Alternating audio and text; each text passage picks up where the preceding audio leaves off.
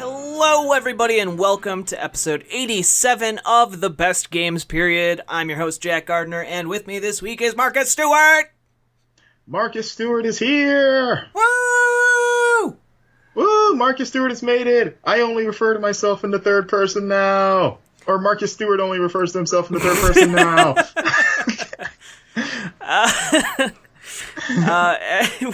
So we have Marcus on the show this week, and Marcus, you wanted to talk about Mortal Kombat, specifically 2011 Mortal Kombat, the kind of the rising of a phoenix from a franchise that was kind of on the decline.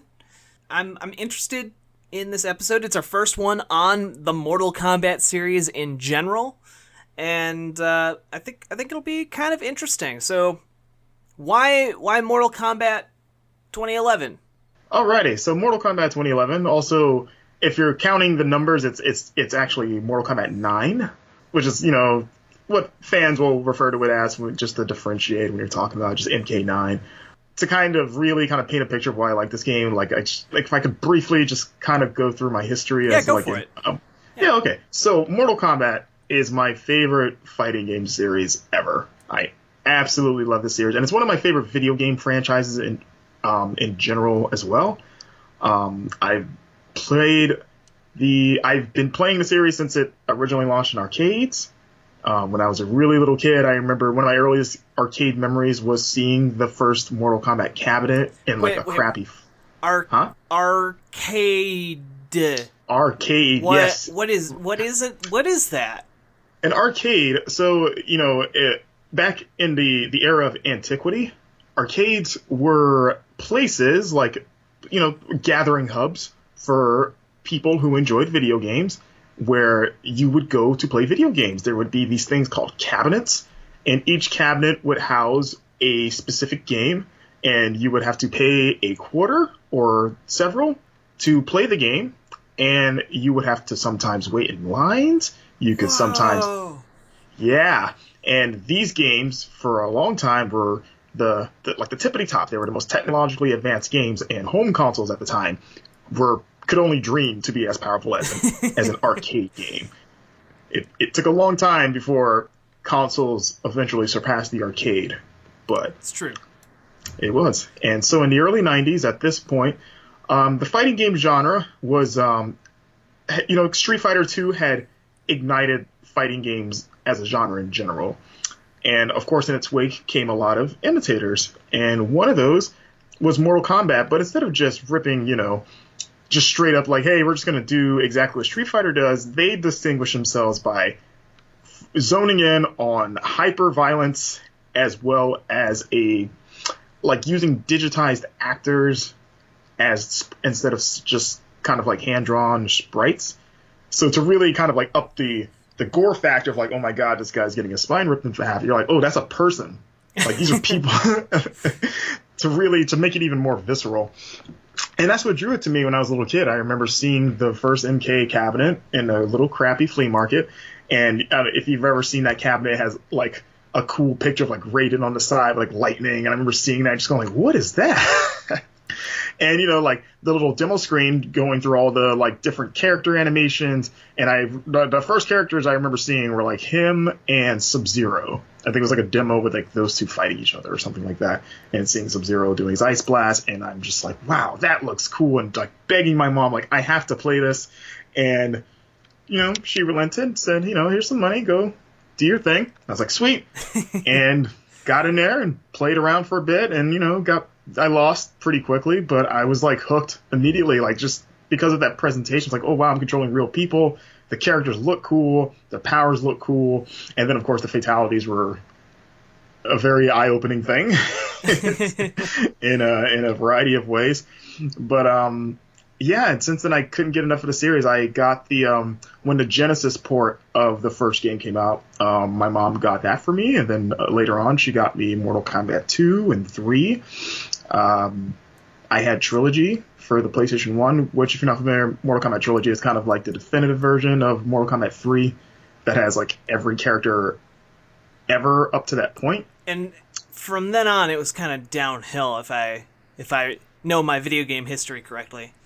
Yeah, like, so for the longest time, so those, Mortal Kombat, it was a 2D series, and MK3 in the 90s was kind of like the peak. Like, it really peaked there. And around that time, that's when the movie came out. So it was kind of like its peak popularity, too. It was like, there was the movie, which I saw in theaters, and it's still one of my favorite movie-going theater, like, experiences ever, just because, like, the whole theater was filled with MK fans just reacting to every... yeah, like, just, I was losing it in that theater what I was seeing on screen. And there was the cartoon show at the time, which I used to watch, and there was a couple other live action shows that were going on too. Like, it was Mortal Kombat. I think people forget because it's not so much now, but it was beyond video games. It was a huge franchise. Like, it really took off. It took off. I had action figures. I had Raiden and Sub-Zero and Scorpion when I was a kid, and this was around during MK3 because because they had 3 versions of it. It was around for a bit while. It was not quite the Street Fighter 2 in terms of like multiple versions of Street Fighter 2 and how long it took to get from 2 to 3. But I guess it's kind of like the closest MK got to being Street Fighter 2. And then Mortal Kombat 4 came out in, was it 97? Yeah, I was going to say 97 or 98. And that was the first 3D game. And to just kind of be blunt, it wasn't very good to me. I was pretty excited for it. The move to 3D was that was a big thing. That was still when games were still kind of like, it was later in the 3D transition, but it was MK's first, like, hey, we're going to do it too. So I was like, okay, that's cool. They look cool.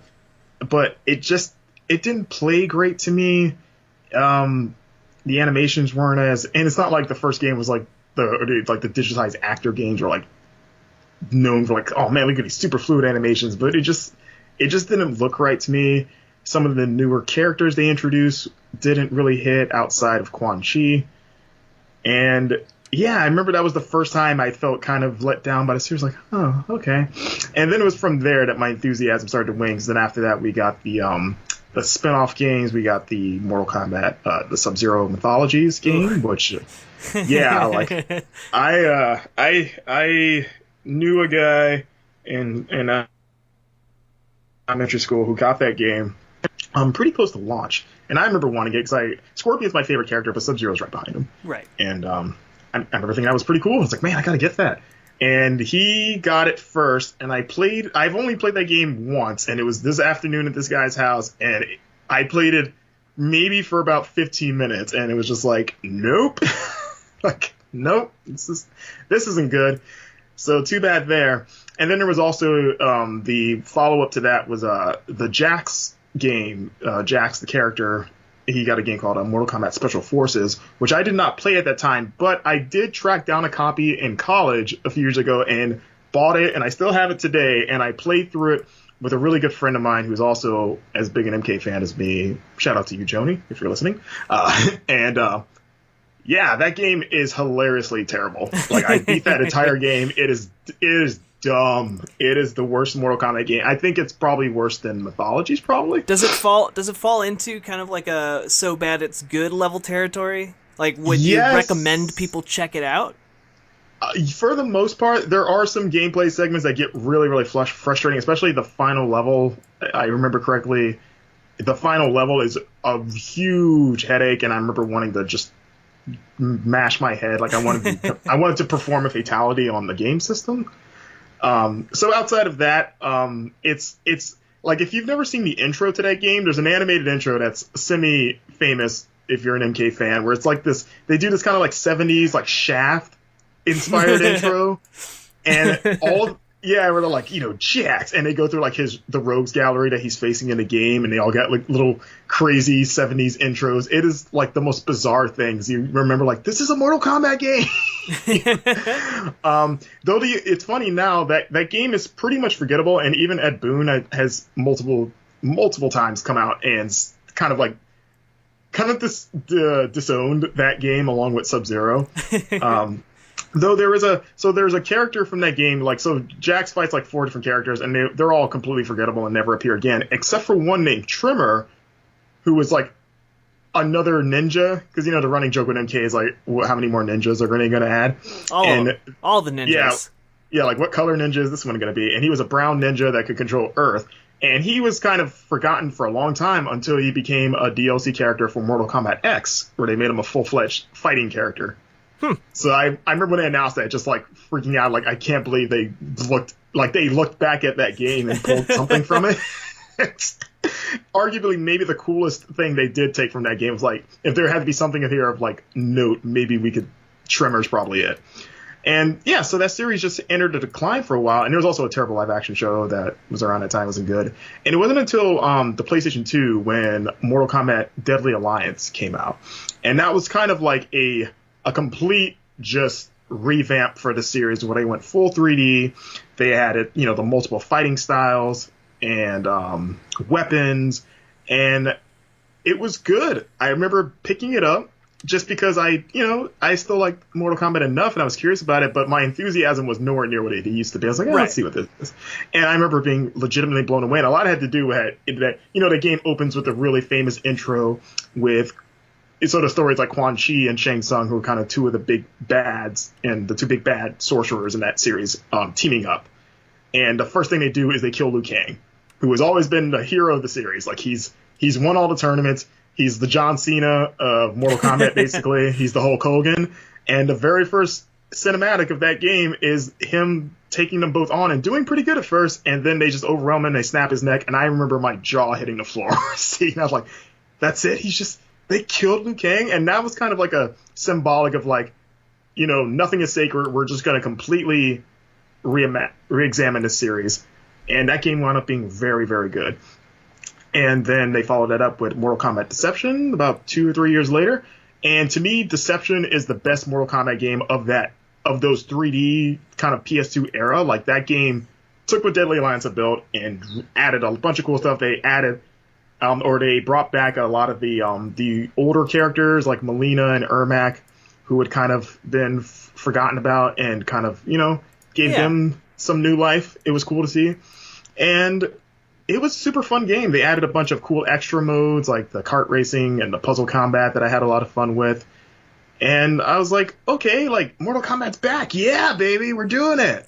and then, of course, and also in between that time, there was Shaolin Monks. Yep.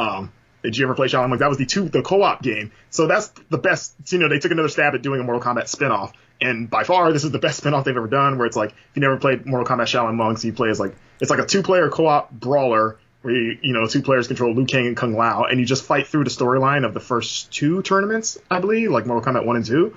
And it's super good. It's a very good game. It's a lot of fun. And to this day, people have always begged for either a sequel or a remastered version of that game. And so, like I said, like they were riding high again. Like, all right, this series is back. And then after Deception, they released Mortal Kombat Armageddon, which at the time was billed as the final Mortal Kombat game ever. And it was like a new trilogy. Like it was, and by trilogy I mean like Mortal Kombat trilogy, where we're going to throw every character ever that's ever existed into this one game. And that was pretty much the main selling point for it. That's really all I had going for it. Was like, hey, you can play as literally everyone up to this point. And it was okay, but because of the limitations of the hardware, because they had so many characters, they had to scale back on other features. So every character had one fighting style and one weapon style, as opposed to 2 fighting styles and a weapon style. So that kind of cut down on the strategy for fighting, especially if you'd been playing all of them. Like your characters that you got familiar with had a whole fighting style missing. Yeah. And they had this other feature where they had a custom fatalities. So instead of giving every character, their own specific fatalities, they had this system where you would basically mash a series of buttons and everybody could do the same custom fatality, and depending on what buttons you push, you might rip off a leg or an arm. It outside of not working very well, it just made, it took away the uniqueness of fatality, because everyone could do the same kind of messy, just, generic gore attack, okay, I'm going to rip a head and then a leg, and I don't know, that's it. So, and especially so I remember being really let down by that, and also the story mode in that, the thing with the Deadly Alliance and our Deception was that they both had really big, full-fleshed out story modes that were pretty well received, and I liked them. Armageddon tried to do the same thing, and it wasn't very good because it had a terrible protagonist. And yeah, it was a step down from Deception, but it wrapped up the lore of the series. And then after that, they did MK versus DC, which was a weird little kind of crossover because, Warner Brothers owns, or at the time owned Midway, back when Midway was around. I mean, that was kind of like the precursor of Injustice, right? Pretty much. It very much was. Maybe that's probably the only good thing, was that it planted the seeds for Injustice years later. But at the time, it was... I mean, people do like that game a lot. I've always been lukewarm on it. Whereas, it's a competent fighting game, and it has some fun stuff, but, it was rated T, and because, they're not going to allow Superman to get his heart ripped out. Right. So the fatalities were very much neutered, and aesthetically, I never liked how any of the character models looked in that game. It just looked kind of not great to look at, and it just didn't play all that well, and the storyline was ridiculous, of course, and more in a bad way than a fun way. Yeah, so again, the series kind of slipped into a bit of a decline again, and it was a few years before, because I think MK versus DC was the first MK game of the 360 PS3 generation, really early. Yeah, and it wasn't until a few years passed, and then Midway closed, and during that time, and then Ed Boon, created NetherRealm Studios, which was acquired by WB, right? Yeah, I mean, which WB had Midway anyway, but this is kind of Ed Boon kind of taking the ashes of Midway and kind of making his own independent studio where he can, or independent in quotes, but and then I remember, I think it was on Twitter or whatever, that he said that they were mocapping or doing something for a new MK project. And then I think it was at E3 2009 that the game was formally unveiled. It was 9 or 10, one of the two. Okay, yeah. And sounds about right. And it was a return to form. He's we're going back to 2D.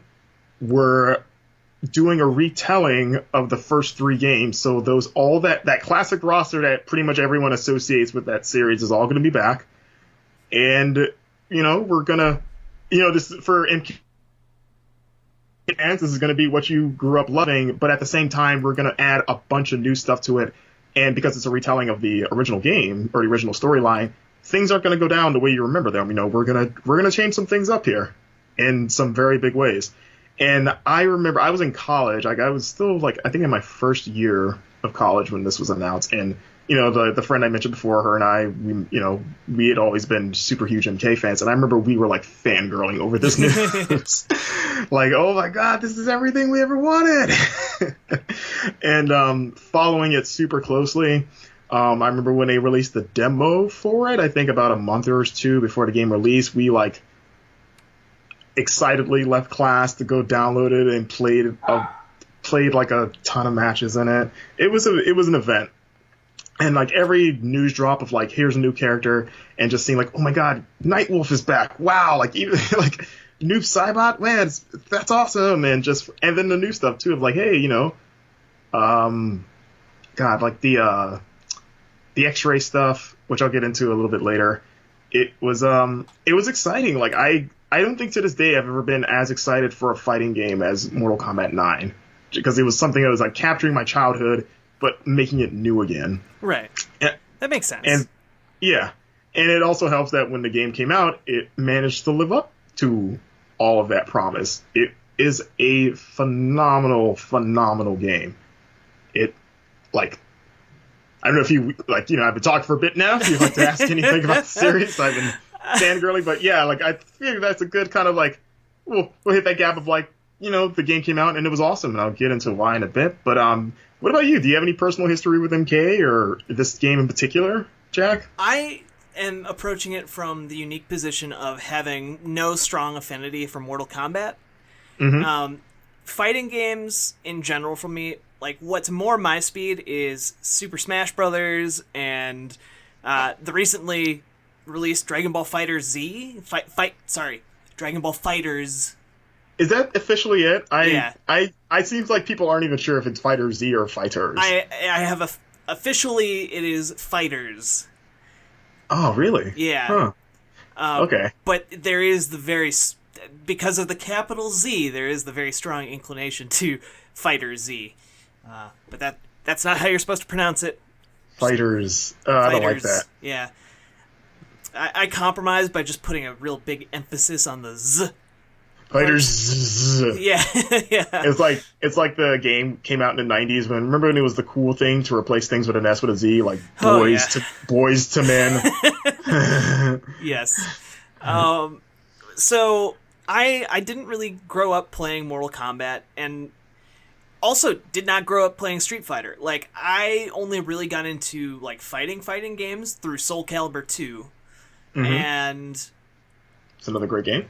I'm not good at fighting games. I'm especially not good at fighting games that rely on extensive combos and like pitch perfect timing. I'm not good at that at all. So it's really outside of my wheelhouse.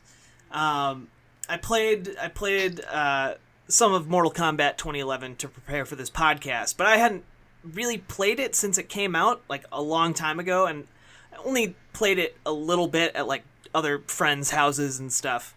And so my memory of it was really shaky. So I played some to refresh myself. The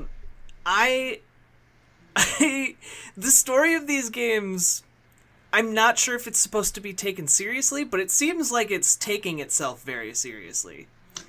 It's funny, like, so, like, I'm gonna go out, like, I'm not, I love fighting games, but I am not at least I don't think I'm not a fighting game, like, expert, or, like, I'm pretty good at them, because I've been playing them my whole life, but I'm not, like, a competitive, like, I can count the frames of an attack kind of person. Yeah. Like, like, I am not that at all. If I go online, I'll hold my own, but I very much have my own kind of like haphazard strategies and nothing, nothing close to cerebral. Right. And honestly, like, out of all the reasons I love Mortal Kombat, the actual fighting has very little to do with it. Really? Even though I've always thought that those games played well, so you talk about the story, that's why I love Mortal Kombat. Like, to me, it has the lore out of any other fighting game series. It is obviously the most insane, maybe the only series that rivals it in terms of sheer insanity is probably Tekken. Okay, yeah. But it's also insane, but it is so fleshed out and it has so much thought put into it. Like, I remember that really grabbing me as a kid, of like reading the like victory things for when you complete an arcade ladder for a character, and they give you the big like paragraph of like, here's what happened, and you hear about like, oh, it's not just about like, hey, it's a tournament where Shao Kahn, who is the emperor of Outworld, he wants to take over the Earth. It's like, okay, this world is divided into a bunch of realms, and Earth realm is one of them. And there was like, an evil guy named Shao Kahn, who's like this emperor who ousted control of, and they built upon it throughout the years. But like, oh, he wrested control of Earth realm, and before you thought Shao Kahn was the only guy was the emperor, but then later on they added like, oh no, before him there was a guy named Onaga who was this crazy dragon king, and he was like the villain in Deception, and like originally he ruled Outworld, but then Shao Kahn staged a coup and took it from him, and he wanted to dominate all the other realms because he's a conqueror. But then the elder gods, who are like the deities that rule over everything, were like, well, if he keeps doing this, he's going to like destroy reality because he's like destroying balance or something like that. So we need a system to keep him in check. So like that's what the Mortal Kombat tournament is. To where like if he can't just outright invade a realm anymore. Like if he wants to take it, he has to win 10 straight victories in Mortal Kombat, and every tournament takes place once every 100 years, I believe it is. So like he has to win 10 in a row consecutively. And then if he does that, he's allowed to, like, the barriers of the realm are shattered and he can, have his way with it. He turned his attention to Earth. And at the time of the first MK, he had already won 9 tournaments. So this was going to be the decisive one. Right. And then Liu Kang stops him. All the work he put into it goes to hell. And the subsequent games, I'm always impressed with how they find new ways to, like, because, like, really the only time that the tournament itself plays into those older games is the first 2. Because then in MK3, he just says, fuck it. And then it just, like, he just gets tired of losing and just does, like, a full-on, like, I'm going to break the rules and invade. And then he actually kind of succeeds. Like, he steals all the souls of Earth and only a few people survive. It just gets it the way it just kind of like, I don't know. I've always been so fascinated. Like, it's such a dumb lore, but it finds ways to justify its dumbness within like the context of its story. Where you're like, yeah, okay, all right, Like, I've always loved that. Here's the thing, though. Like, as someone who doesn't know any of that, like just knowing the basic structure. I'm giving you the abridged version. Yeah, of 2. Yeah. Like, just knowing the basic structure of there's a bad guy who wants to invade Earth, but he has to win the Mortal Kombat tournament. Like, that's basically my knowledge going into Mortal Kombat. Yeah. And I started playing through the story mode, and I had no idea what was happening. Absolutely none. Like, yeah.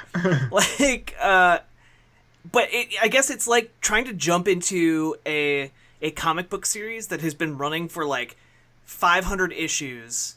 Mm-hmm. And like you jump into issue number 378. Yeah. And you're just like, okay. Well, looks like there's an apocalypse happening, and now there's time travel. And now I am a movie star who doesn't seem to realize that he's in a death tournament.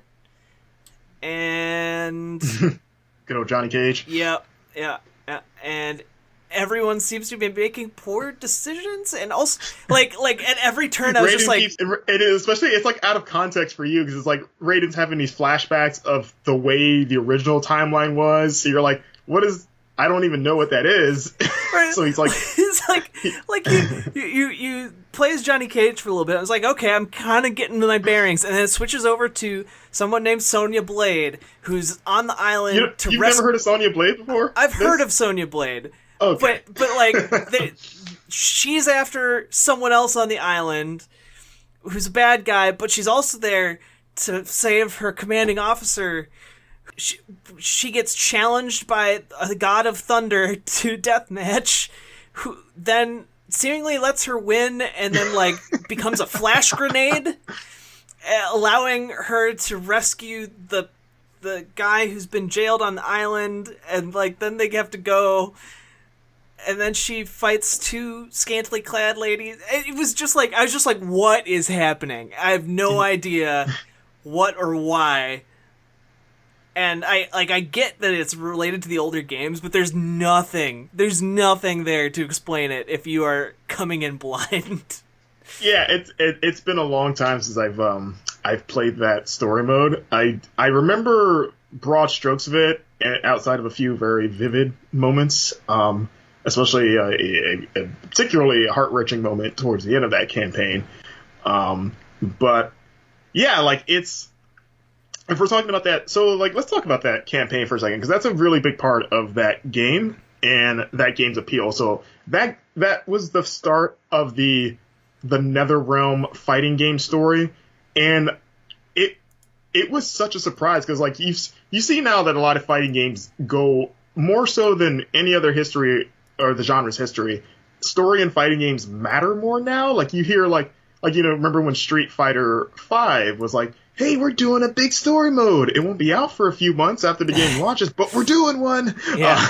And then Tekken 7 has one too. I think Soul Calibur, I will probably do one. I don't know. I can't remember if they've said or not, the upcoming Soul Calibur. I mean, all the Soul Caliburs have a story.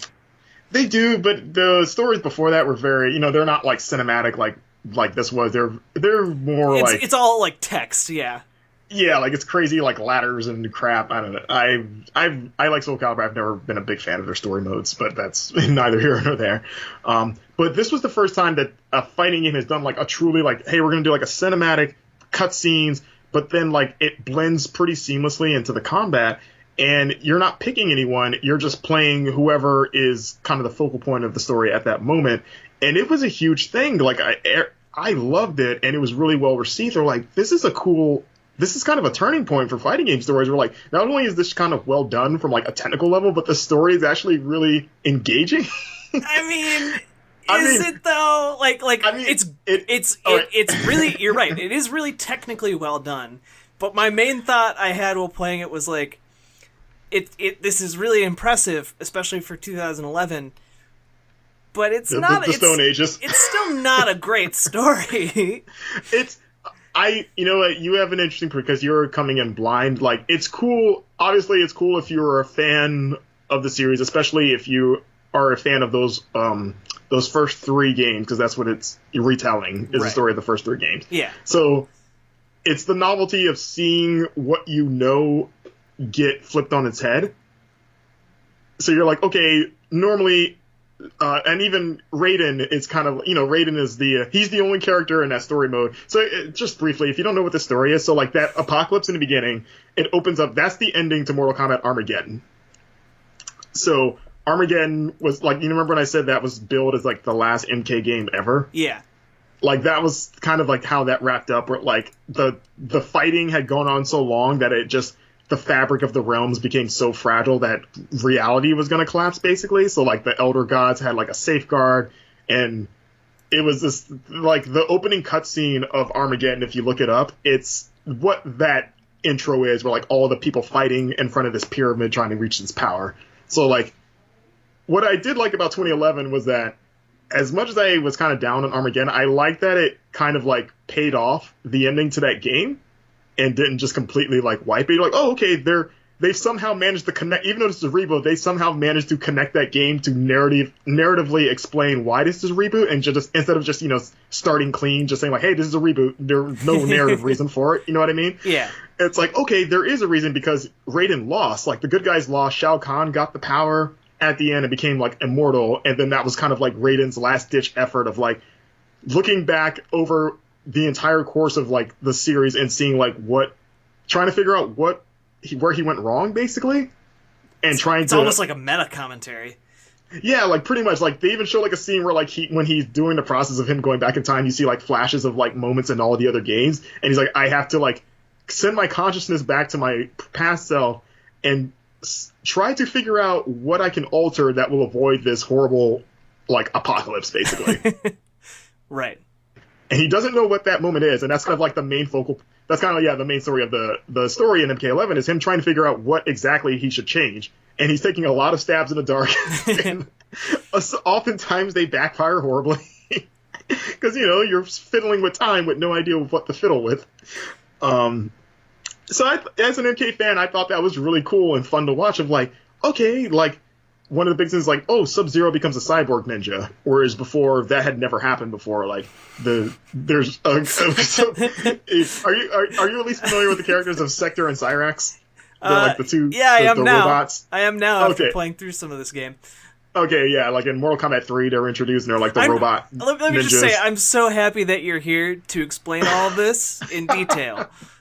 In the old games, there were the two robot ninjas, and then eventually there was Robot Smoke, and they're basically like, there's like this subplot where like they get turned into robots by this other faction. So there's different factions in Mortal Kombat. I'm not going to get into that, but they get taken and experimented on, and they get their humanity stripped from them, and they become robots. And that happened to those 3, but it never happened to Sub-Zero. And this was kind of like fan service, and also just to kind of like, hey, we're switching things up. They did it to like, what if Sub-Zero fell victim to that this time around? And then that gave us the character of Cyborg Sub-Zero, who was one of the few like brand new characters in that game. Is he a brand new character though?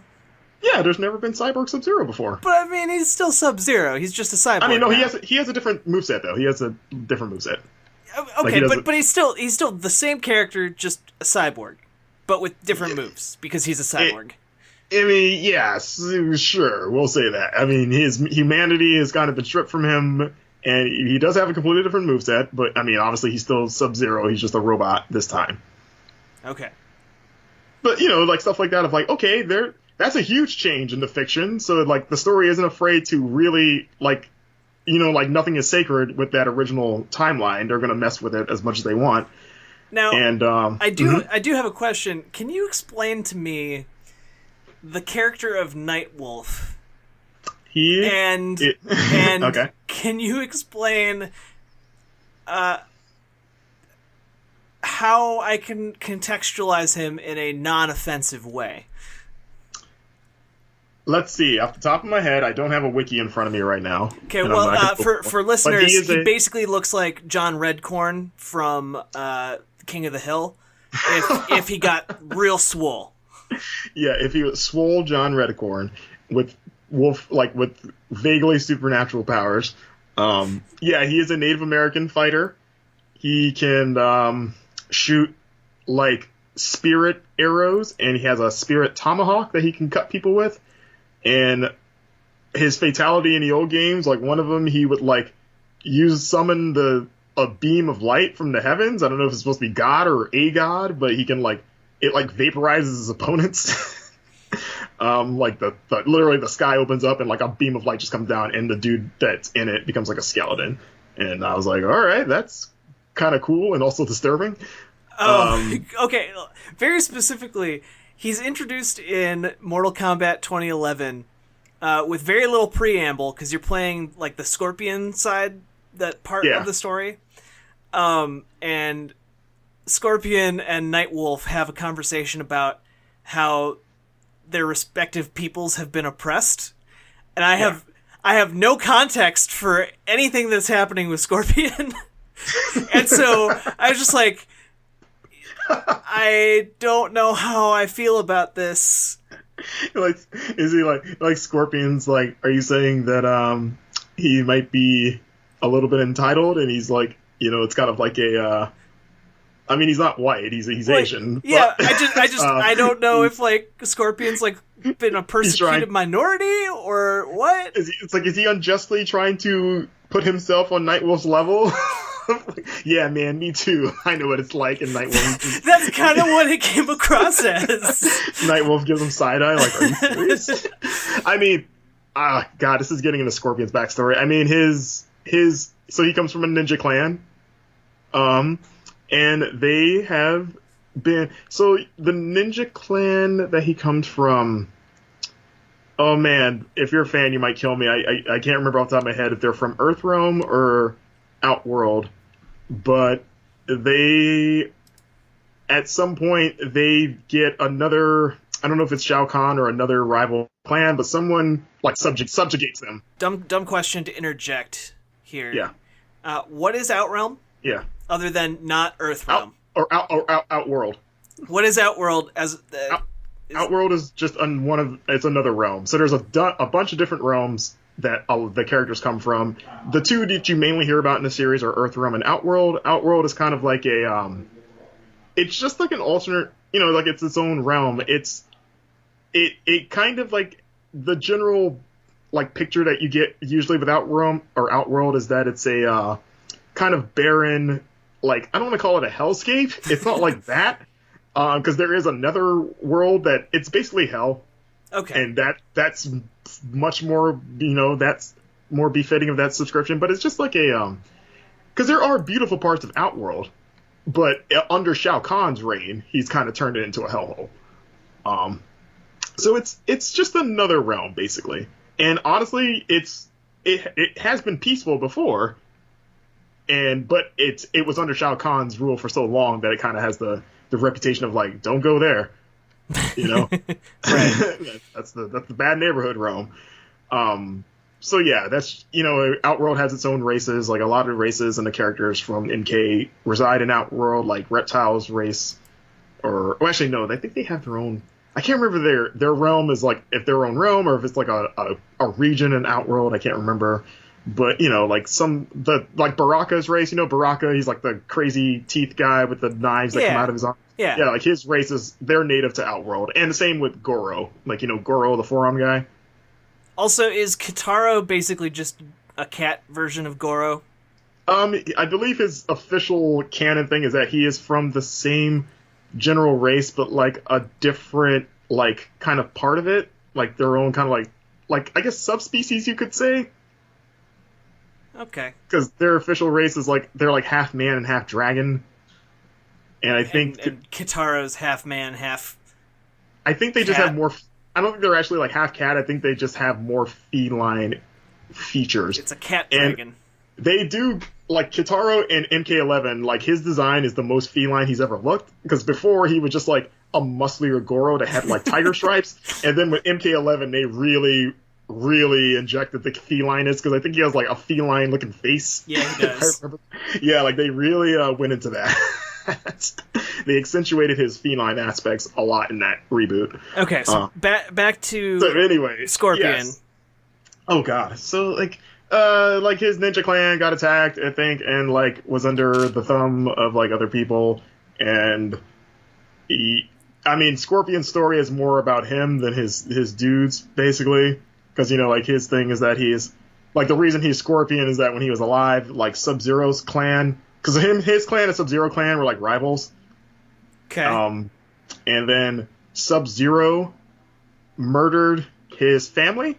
Like basically Scorpion's kind of like Kratos before Kratos, where like his family gets murdered, and then Scorpion gets killed also in that attack. But his soul when it goes to the netherworld is like a soul of vengeance, basically. Like it can't rest. Yeah. So like it gets brought back by sorcery, and that is Scorpion. So that's why he can take his mask off and have a skull and shoot fire, because he's not a human anymore. He's like a wraith, basically. Okay. Yeah, so if you ever wonder why he looks like, even the way he sounds, like, he has like the weird ghosty voice, and there's like fire coming out of his eyes, and he's like, he wants to swear vengeance against Sub-Zero. So that's why him and Sub-Zero are rivals. But the thing is that was a different Sub-Zero, so there's two Sub-Zeros. Oh god, we're really getting into that. Okay, that's way too much for me to take in. If you keep playing the story, it will get into all of that, actually. So, but anyway, about just the importance of that story mode, like, it was the game that established the NetherRealm fighting game story as a thing. Because now we've seen that in the two Injustice games and in Mortal Kombat X. And it's still by far the best fighting game stories come from NetherRealm, and that was the game that kicked it off. And every fighting game since has kind of been chasing that to not great results for the most part. So I think that was one reason why, like, in addition, like, it was the first fighting game, like I said, like, where not only do you care about, like, the actual fighting, but, like, the story mode was an actual legitimate draw. Like, it was an actual destination of, like, people saying, like, no, you played that campaign. Seriously, play it. It's good. And you're like, really? Okay. Because you're so used to them being kind of like the tacked on, like, I guess we'll have a single player. Why not? We're not going to put any real effort. Right. There's definitely effort in it. The other thing with Mortal Kombat 11, the fighting is great. They added the new features they added was the X-ray stuff. I don't know if you performed any of those. Those are pretty cool. Those are cool, and they're very sick. Yeah. They can be very gruesome to watch. That's a new thing. They kind of took the super meter idea of like Street Fighter or like a Capcom fighter game, and kind of did their own spin of that, of like building a meter, spending it to do this flashy thing, and their flashiness can rival the actual fatalities. I mean, it's essentially what happens is you hit with one of these attacks, and it goes into an X-ray vision, and you can see kind of your enemy's internal organs and like bones, and you can see yourself, your character, breaking said bones and organs, and it's really neat. And maybe I'm just super desensitized now, but I think I am too. It didn't seem nearly as gruesome as everyone had made. Everyone made a big deal about how gruesome it was, back in 2011, and I was playing it now. I was like, this is just neat. I'm not bothered by this. Yeah, and I think for me, gore doesn't bother me for the most part. Like, it really has to be something really, like, it's got to be really bad to make me squeamish, because I'm not a squeamish person in general. So I think I chalk that up too. Like, I can take it more than most people. Yeah. So yeah, I'm in the same camp of like going like, oh, that's neat. There are only a handful of like animation where I was like, oh, geez, okay. It's like, wow, it was more like I was impressed that they went there more so than what they did. It's like, wow, they actually did that. But the other thing was so what I also love about Mortal Kombat is that outside of the fighting game, they love to stick a bunch of other features into it. Like, they love giving you as many different modes and destinations outside of like, hey, get together with your friend and punch each other until one of you go down. They started that with the 2D games, or not the 2D games, but the PS2 games with the story modes in that, as well as the, like I mentioned before, like the puzzle combat and the kart racing. And they did a cool thing with this one, in addition to like the standard arcade ladder, they had a really cool 300 stage challenge tower. Yeah, and it kind of serves as a little bit of a tutorial type thing too. Yeah, it can, alongside the story mode too. But what was cool about it is that I remember at the time that was like kind of the big talk in the game, like who finished the tower, like who did all of it. Yeah. And it was a series of just a bunch of different fights, but all of them under various conditions and stipulations. Like, there's fireballs raining from the sky at all times. You got to watch out for those, or you're in slow motion, or you have to fight 2 guys at once, or something like that. Like, it just, for something that's 300 matches long, you have to find different ways to keep you engaged. And it did. Like, I remember being really obsessed playing through all of that mode, and I eventually finished it, and it felt awesome. Do you get anything cool for finishing the tower? I don't remember what you get. I think it was pretty cool, or if you got like a bunch of money to go to the crypt, which we'll talk about in a bit. But I mean, even if I didn't get into cool, I think it was just the accomplishment of getting to the top of that tower. Like, that was kind of all I personally cared about. Yeah. And the crypt, which in the PS2 games introduced this mode of like, it was like a menu that you would go to where it was pretty much where you would spend your in-game currency to unlock things. Like, it was like literally presented as like a graveyard of unlockables, and you would go to a tombstone. Like, you could walk around it, like physically walk around, and you go up to a tombstone and it would say like, hey, this is 50 coins, and you'd spend your money and see what you get. And that was another big thing, was like, can you play long enough to unlock everything in the crypt? And it was it's funny, it was almost like, I don't know if you would call them loot boxes back then. Because no, they're not loot boxes. Yeah, they're not really, because there was a finite number of them. Like, you could clear the crypt, and that was the draw of like, get everything in the crypt. But it was like I've always thought it was a cool way to do unlockables. And MK9, took that again to the next level. Like, it was first person, and you're walking around this labyrinth of a thing, and they kind of made it into like a mini adventure game where like, you couldn't get to some areas unless you had like items. So you would have to find items, and all the items were like items that belonged to the different fighters. So you could find like Kung Lao's blade hat or Scorpion spear, and it'd be like, okay, I can't get by this because I need Scorpion spear to do like a rope swing across. So I like that they kind of gamified it even more and made it even more engaging outside of like, oh, I can't wait to see what I unlock.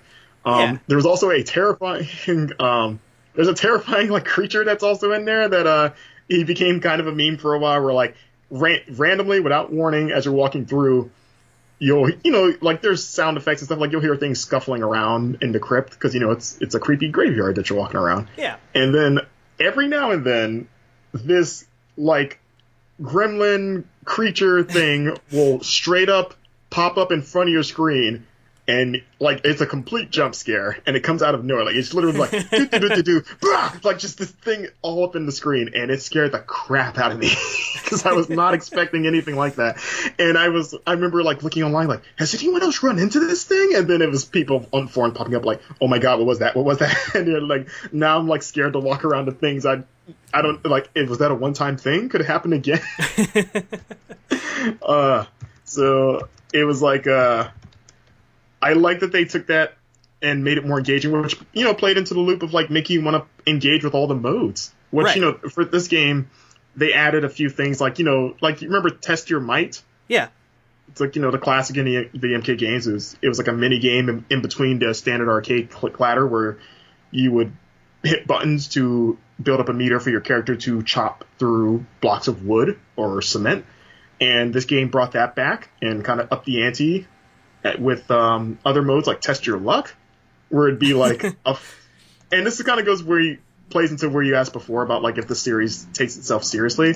And what I love about Mortal Kombat is that it really doesn't. It makes fun of itself all the time. There's so much goofy stuff in that series, and like Test Your Luck is like a thing where like you have to like follow like the standard carnival game of like putting a thing in a bunch of cups and shuffling the cups and trying to pick one. Oh yeah. It's basically that. There's also Test Your Sight, or I think that was Test Your Sight. Test Your Sight, I think, did that. I think Test Your Luck was like a roulette thing where like it would be like a standard one-on-one match, but like it would have random stipulations that you didn't pick. You would just fight and see what would happen. So like, oh crap, this is like the ground is on fire, so we have to keep jumping or something like that. Yeah. And then it would keep stacking stipulations, so it'd just be a chaotic, like, you're trying to fight each other, but all these different things are going on. So just like, just giving you every different way to mix up the random gameplay. There was tag matches where you could play 4 players, or like 2-on-2. It wasn't great, but it was fun. Like, it could have been better. Well, it was the first time that they had done tag matches in Mortal Kombat. Not quite. Really? They sort of messed with that idea in, was it Armageddon, or it was? I remember. It's definitely not the first time that they've done it. This is the most fully realized version of it, though. Okay. But they had toyed with it before. Okay. This was also the first game that featured guest characters. Oh yeah, they kind of went headlong into that. They got Freddy Krueger on the PlayStation. They had, or on all of them. Right, and Kratos was the PlayStation exclusive one. Kratos was the only exclusive, but Kratos, Freddy Krueger, not Jason. No, Jason's in MKX, and but they added also other characters from like the previous games, like Rain, who was another MK3 character. Like, they pretty much filled out the rest of that MK3 roster. Like, even though they had a majority of them in the game, like even the standard like roster is pretty fleshed out, and then everything else was kind of like just bonus. So they added like Rain, they added Scarlet, who was another new character, but was like So here's another cool thing about this series is that certain characters were created because they were glitches or rumors from existing games, so like, or secrets. So like the famous like how Reptile debuted, where like originally he was a hidden ninja. Yeah. And like he was like a huge deal at the time because he was like so hard to unlock, and it was like a bunch of jumping through hoops to try to unlock him.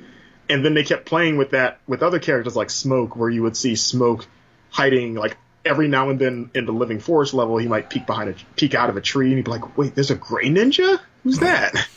And then other ones weren't secrets, but they were glitches. Where like Ermac was originally a glitch, it was like an accidental like red color palette of a ninja, but everyone was like, that must be another thing. And then NetherRealm or Midway at the time would just be like, okay, we'll just sure, because I think his name was like, even his name was like Error Macro, and that's how he got the name Ermac. Oh, okay. Because it was just an error. Yeah. So I was like, okay. Yeah, it's like, oh, we'll just call him Ermac, whatever. And Scarlet was basically that, where she was a red palette swap glitch of Katana or Melina. So like, oh, there's a red ninja lady. And then this one, they're like, okay, we'll just do that, so we'll make a character based on that. And Scarlet is also one of the coolest characters. Like, her story isn't much of anything, but she is not only fun to play to the point of some people saying she's broken, but her moves, so her thing is that she controls blood. Like, she can manipulate blood, because she's made out of blood. Okay. Yeah, because she was made out of sorcery from Shang Tsung, mixed him up with Shao Kahn. And she's a servant of Shang Tsung, made from the blood of like countless defeated warriors. So all of her attacks are blood-based, to where she can like summon blood stalagmites from the ground to stab you, and she like shoots blood orbs, and she can like turn into blood, like liquid blood. So she's kind of like the T-1000 if she was made out of blood in a way, somewhat. Yeah. Okay, so we've thrown a whole lot out there so far. We have. I guess one of the things I wanted to talk about a little bit was like the character design, because generally it's a pretty faithful adaptation of like the older character styles and models, kind of updated for a more modern look, I guess. Absolutely. And there's a lot of little details that are just really neat and cool. And I appreciate that Mortal Kombat continued the trend of Ed Boon coming back to voice Scorpion, or at least Scorpion's "Get over here." Mm-hmm. It also brought back the Toasty guy. The Toasty guy. I don't know what that is. Toasty? Like in the old games, like every now and then, if you did like a really impactful move, a little like man would fly in on the corner of the screen and be like, Toasty! Oh, yeah. You had to say it like that, otherwise I wasn't going to get it. Which, if you're not aware, that man is he is the music composer for the series. His name's Dan Forden.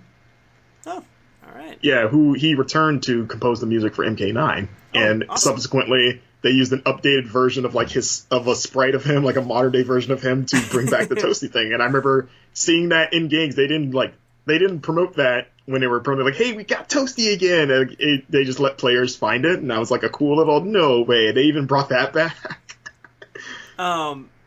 One of the things though, and this is less pointing a finger at Mortal Kombat and more at like fighting games in general, but it bugs me. The female, a lot of the female character models in this game are just kind of make me go, come on, guys, come on. Like clothing or just their general like model? Clothing. Like, I think clothing is the biggest one. Like, it's like every single female character in this game. Just also real quick, Sonya Blade. Why? What? Wouldn't you wear a little bit more clothing if you're like a tactical, insert agent? I don't know, maybe like a bulletproof vest or something. All right. So you're not wrong, but here's my defense for that. So in the way that this game is kind of like a celebration of those first three games and kind of like a look back at those, like a lot of those designs are very much a product of their time of like, hey, we're going to take, their existing designs, like I said, and update them a little bit. Yeah. But we're not going to completely change them to where like it like I guess like ditch that original aesthetic. You're like, okay, yeah, like the scantily clad woman was very much a thing of the 90s, so they kind of kept that, tweaked them a bit, but it's still, I guess, the kind of like, and I took that as, like we want them to still be the characters you remember in terms of like visually.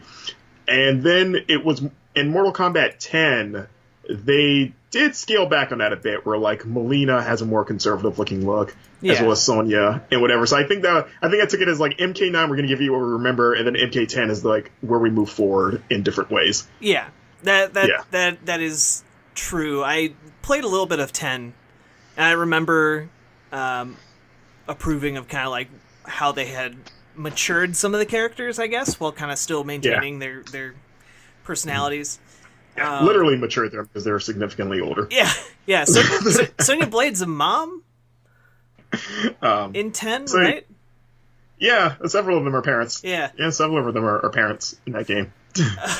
So a lot of what I've been getting out of your stance on Mortal Kombat 9 is that it's great fan service and great, like, a huge throwback to kind of the old days and kind of both kind of sending off the older series and setting up a series that can now move forward into the future, and doing that very well.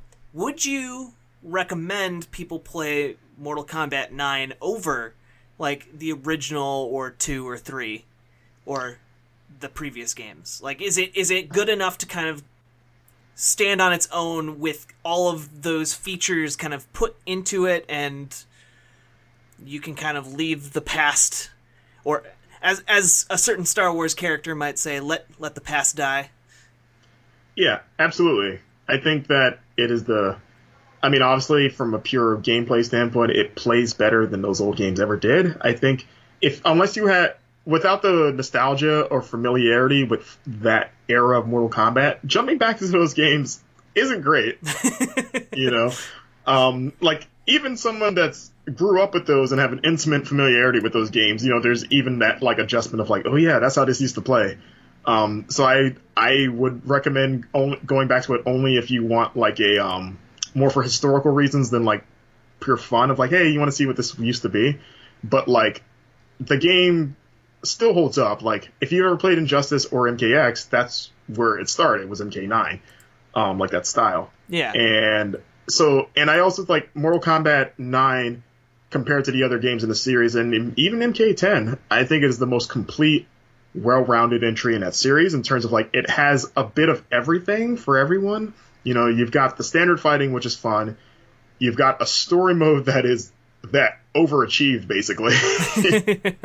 That is a lot of fun, and it gives you it even if you do need to fully appreciate the story, you do need to have like some familiarity with what came before and how they're reorganizing the furniture, so to speak. Yeah.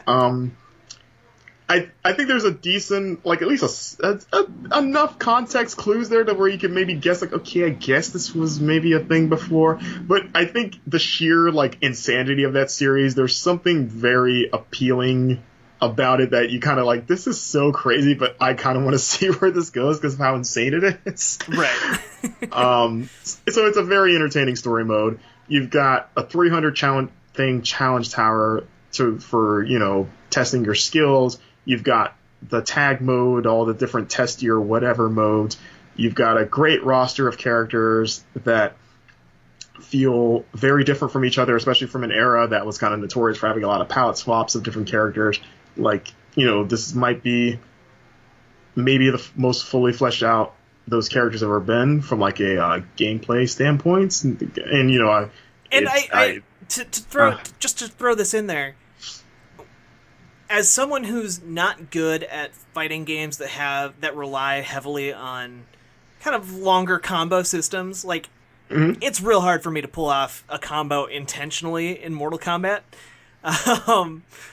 But having the ability to do those X-ray moves, where all you have to do is press the two L2 and R2, your two trigger buttons, and then hit the attack without your opponent blocking, and you do a super cool X-ray move. And for me, that actually makes me feel like I'm doing something, and can be effective in the game, even though I don't know all of the ins and outs, and I probably never will put in the time to learn all those ins and outs. That series has always benefited too, because it's not as technical as like something, not even technical as Street Fighter to me personally. Definitely not. I'm garbage at Street Fighter. Yeah, like it's definitely an easier game to get into if you're like a casual or just a non-game in general. Like the especially with how easy the special moves of each character can be pulled off. So like, and it's a game that like, if you can just learn their special moves and kind of like fill in the gaps by like mashing buttons, then you'll probably do okay. Like I just need to learn how to freeze people with Sub-Zero, and you'll at least hang in there. But at the same time, there is enough depth there for if you are good at fighting games. I think that's the most technical like series has ever gotten in terms of like, at least in the 2D entries of the series. And I guess maybe this isn't fair, but I like Ed Boon kind of created Mortal Kombat and also created Injustice. Would you how in your opinion, how does Mortal Kombat 9 stack up against Injustice or Injustice 2? We'll compare it to the first Injustice to start. Like just pure gameplay. We're talking, or just overall. I mean, they're very similar. Yeah, that's kind of why I'm asking the question.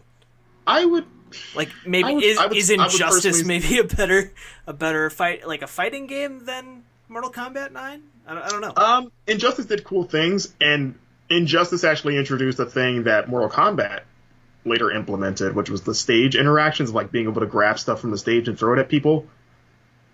Just to add another wrinkle, which again to kind of play into your like, hey, I suck, but at least I know how to hit a button to throw a chandelier at somebody, so I can do something to defend myself. Like that's a kind of another like, hey, we're giving you this easy thing that's also pretty effective.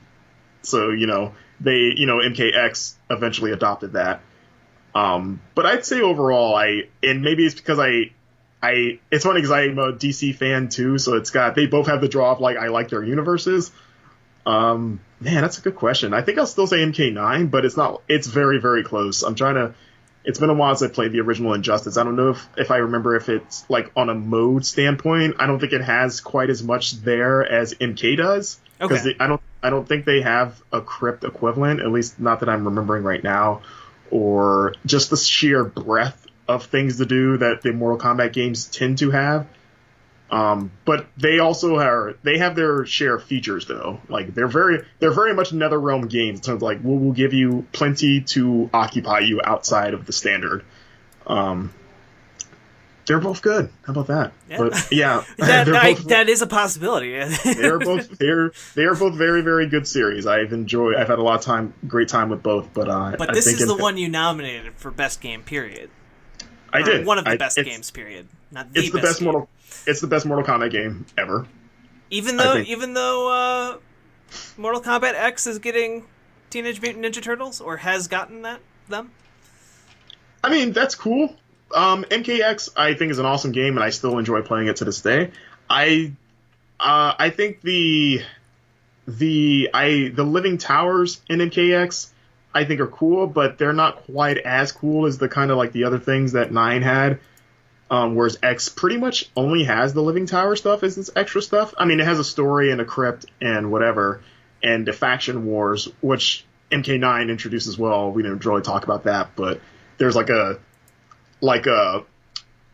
what would you call it? Like a persistent online feature that the MK9 introduced called the faction wars, where like as soon as you probably did it, Jack. If you like as soon as you boot up the game, it asks you like, hey, what faction do you want to join?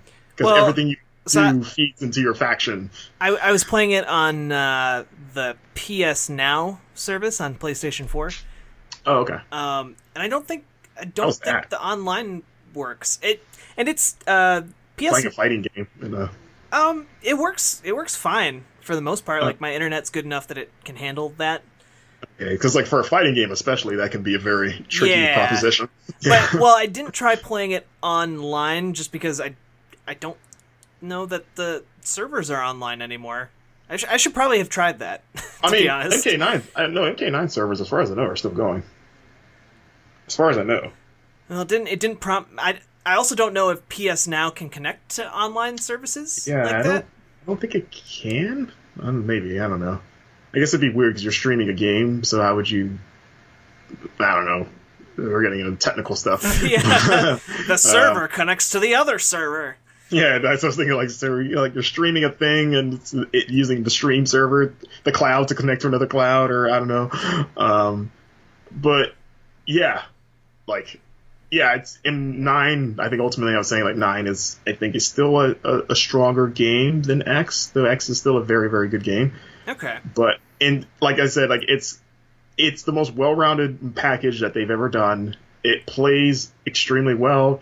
It is, as an MK fan, it is such a love letter to the kind of like the peak of that series popularity, like that 90s peak.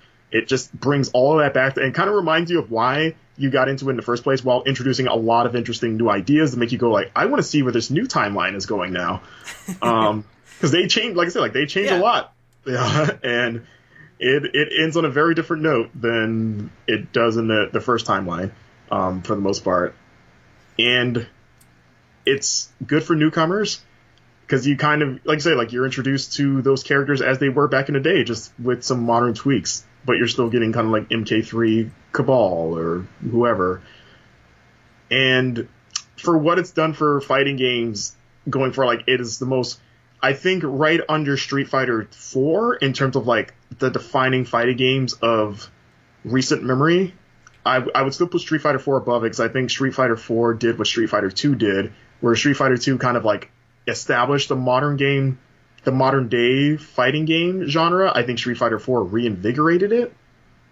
And then MK came along and kind of like not only re-cemented the series status of like, hey, you know, we were a rival to Street Fighter for a reason. Right. And also bringing its own new ideas to the table that, like I said before, other series are still trying to emulate. Yeah, like having a more integrated story mode that actually...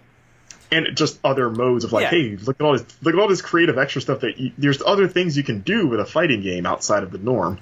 Yeah, I mean, even I was kind of noticing some parallels between Mortal Kombat 9 and again Dragon Ball FighterZ. The story mode in Dragon Ball FighterZ is integrated very well into the fighting of the game. Like they're full animated cutscenes and all that stuff. So it's still not as seamlessly integrated as Mortal Kombat 9. So I get what you're saying. Like a lot of fighting games are still trying to kind of match up to that level of the story. Even if I think the story in Mortal Kombat 9 is... I'm not going to sugarcoat it. I think it's Garbo. But, like, entertaining and, like, I want to know where it's going. It's not good. But I guess maybe the analogy would be, like, fast food. Like, like, really good fast food where I'm like, this is not good, but I want to see where it's going. Even though I know it's going in the toilet. It's like watching wrestling. You're like, this is dumb. but it's endearing in how dumb it is, and I kind of want to see. There was part of me that wanted to ask: do you think that your love of Mortal Kombat is somehow mixed with your love of wrestling? They're very similar in their over-the-top dumbness that makes you want to see where it's going to go. So there's absolutely that. Like, I'm a fan of really dumb, fun things, and they're both really dumb, fun things. And Mortal Kombat, like I said, like, it somehow does a good job of, like, fleshing out its dumbness and giving in-universe context to its stupidity while not taking itself too seriously. Like, it doesn't get up its own butt about, like, its lore. So what I'm getting here is that you do not think it's one of the best games, period. I do think it's one of the best games, period. It's silly, but it's great. I mean, Metal Gear Solid's super silly and dumb, but it's one of the best games ever. Now, I'm joshing you. I guess if I were to...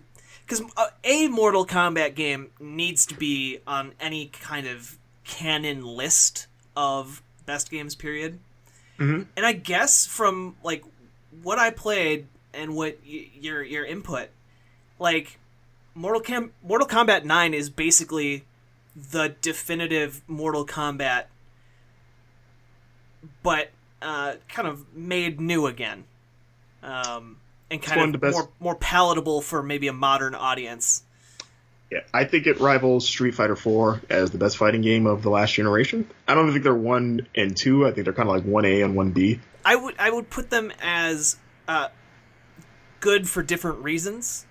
Yes, absolutely. Because, which is kind of like those two series in general. They're both very different from each other. Like, the fighting and mechanics of Street Fighter 4 are so elegant and pitch perfect, I think. Like, the competitive play around Street Fighter 4 is amazing, and if you've never seen it before, I highly encourage people to go out and, like, watch old tournaments of Street Fighter 4, because it is incredible.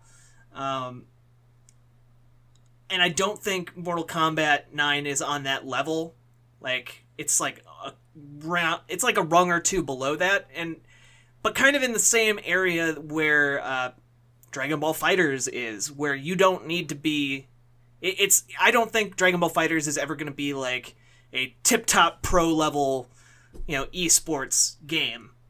But it's super fun to play as a casual player, and, even if you're an experienced fighting game player, you're going to have a good time. And I think that's kind of where Mortal Kombat is. And then it just brings so much more to the table with its story mode, and like you were going over the crypt and all the extras and the arcade mode and all that stuff. So yeah, I you know what? If we're gonna have a Mortal Kombat game on, which we need one, I'm okay with Mortal Kombat 9. I don't know that anyone will be able to kind of convince me that another different Mortal Kombat game needs to be on here, but you did a pretty good job with Mortal Kombat 9 and selling that to me.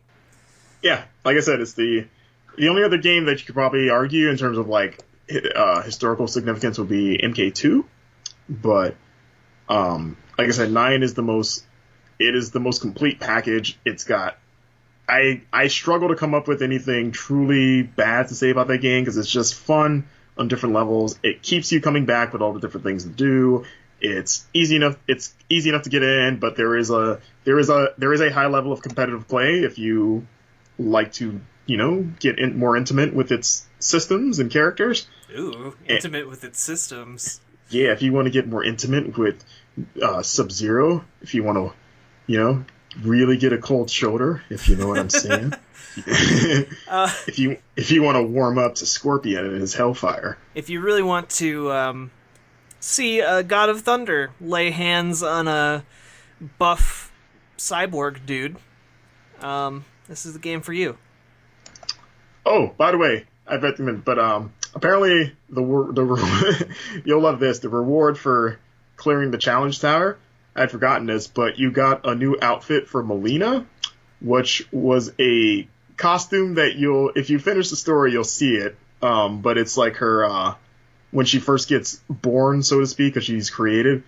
her like outfit is literally a bunch of bandages, Oh, come on, game. barely covering her Come lady parts, on. and then you get you get an achievement for it, but you you also get that outfit. That's like the tangible reward for completing the challenge tower outside of the achievement. I revoke my endorsement. I revoke it. Melina's Flesh Pits costume, so you actually get to play in that thing, which is it's a cutscene in the story mode. Of course you do. Of course. So there you go. For all you creeps that like Melina, which I've never gotten the appeal of liking Melina because she's kind of gross and insane, but some people are weird and like their own thing. People ship Harley Quinn and the Joker, so that's normal compared to Melina. If you don't, you'll get to the story of Melina in that game. She's not. She's not. She's literally a monster lady that happens to have a nice body, but she's gross and psychotic and eats people, basically. I mean, some people are into that. Don't kink shame. Oh no, absolutely. So I think that about wraps everything up.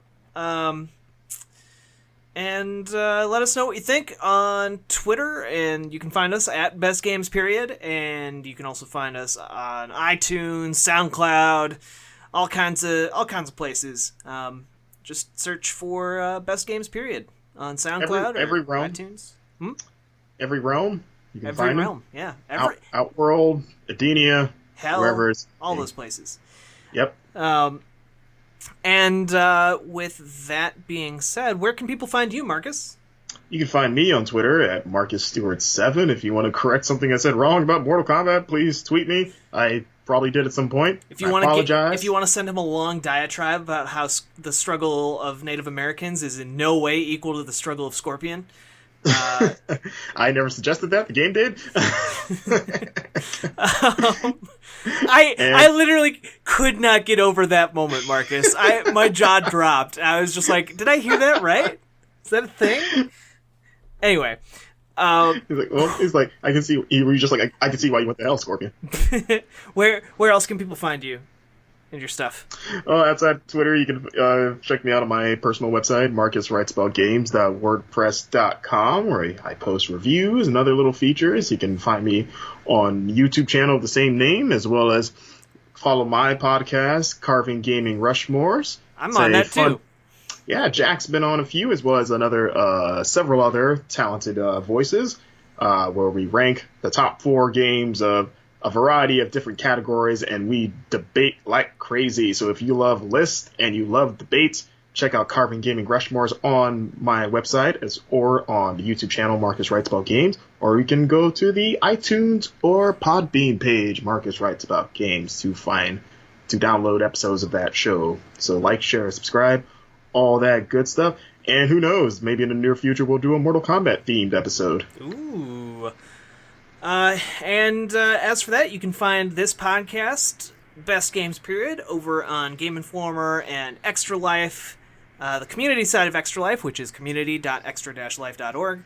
And you could also, while you're over there, you know what, maybe check out just normal Extra Life at extra-life.org. And if you don't know what that is, it's a wonderful charity that helps sick and injured kids across the United States and Canada. Everyone who signs up can actually choose which children's hospital they want to support, and then 100% of all the money they raise goes directly to that hospital to help sick and injured kids.